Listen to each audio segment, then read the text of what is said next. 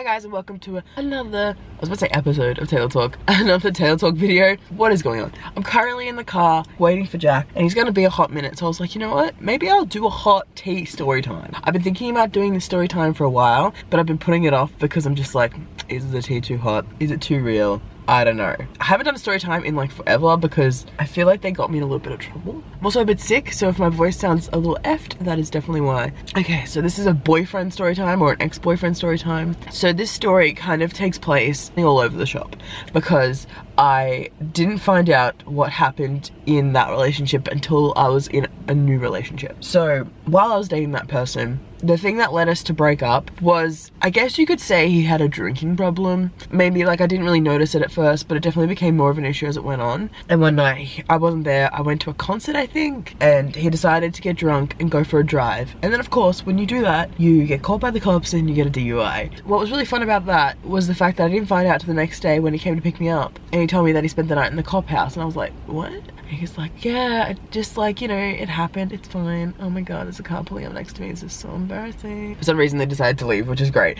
I was like, and again, I always get so embarrassed when I vlog and then I can see people watching me and it's like, but then like anyone can watch it on YouTube. Anywho, back to the story. DUI, picked me up, didn't know. He said to me, he's like, oh, you know, I was just over the legal limit, so they had to keep me to make sure my account went down to 0, blah, blah, blah. And I was like, yeah, okay, whatever. Believed him because, you know, I'm naive as fuck. I didn't find out the real truth with that situation until he also had to go to court, which to me, I don't feel like you go to court if you're just over the legal limit. I feel like you just get a really nasty fine and stuff, but I don't really know the system, so maybe I'm wrong. I went to help him write his affidavit, and when I did that, it actually had all the information of everything that actually happened, and it turns out he was 3 times over the legal limit. So that was a big fat lie. I raged and I was like, are you insane? How could you even get in the car, let alone drive? He got caught like, I would say about half an hour from home.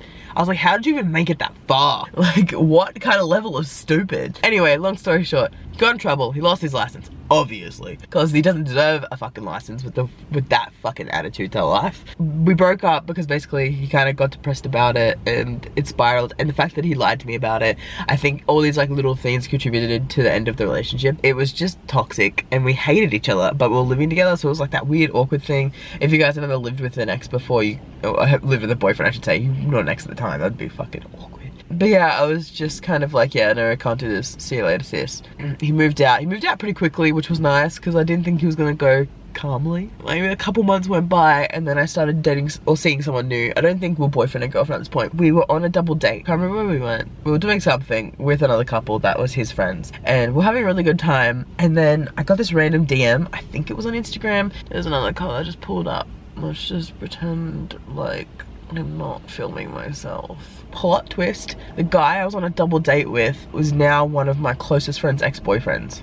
It's just weird. I feel like where I grew up, literally everyone dates everyone. It's insane. Yeah, while I was on the date, I was sitting down and I was on my phone. So what you should do, don't even explain myself. I was on my fucking phone, okay? I'm a millennial. I was on Instagram. I got a DM from my roommate's daughter and I was like, okay, what does she want? And basically I opened up the DM and she was like, I don't know if you've been told this, or I just feel like I should tell you, but your ex-boyfriend and your roommate have been sleeping together. And I'm like, wait? I was like, but he hasn't been over to my house since we broke up. It's been like months at this point. And she goes, no. They were sleeping together when he was living there. And I'm like, what? Excuse me? Who? What? I was like, nah, I don't feel like that happened. Like, I was like, I feel like you're lying to me.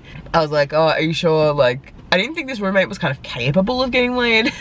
And then I started like thinking about it, as you do. I was like, well, towards the end of our relationship, we were extremely unhappy. We weren't having sex, as most relationships kind of fail after you stop doing that. And I was never really there because I didn't want to be there because he was so miserable. And like, why would I want to be around someone who's miserable? So in my head, I'm like, maybe they did sleep together. And then I like called my roommate. I messaged her first and she just went off. And then she called, I think I called her or she called me. Either way, there was a phone call. She just abused the living crap out of me on the phone. And I was like, why are you abusing me? You're the one that did this, apparently. I was like, if you weren't guilty, I low-key feel like you would be like, she's making shit up. But instead you're like, you're this and you're that and blah, blah, blah, blah, blah, blah.